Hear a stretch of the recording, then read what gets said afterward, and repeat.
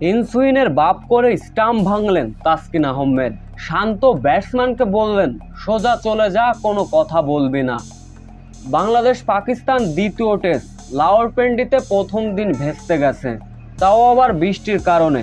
এদিনে নির্ধারিত কিছু সময়ের আগে খেলা শুরু হয়, যেখানে টসে জিতে আগে বোলিং করার সিদ্ধান্ত নিয়েছিল বাংলাদেশ অধিনায়ক নাজমুল হোসেন শান্ত। কিন্তু শুরুতেই কেমন দুর্দান্ত বোলিং করলেন বাংলাদেশের স্পিড স্টার তাসকিন আহমেদ। ঠিক শুরুর ওভারের শেষ বলটি অফ স্টাম্পের বাইরে বলটি ডেলিভারি করলেন তাসকিন আহমেদ। বলটি পড়লেন, ভিতরে ঢুকলেন।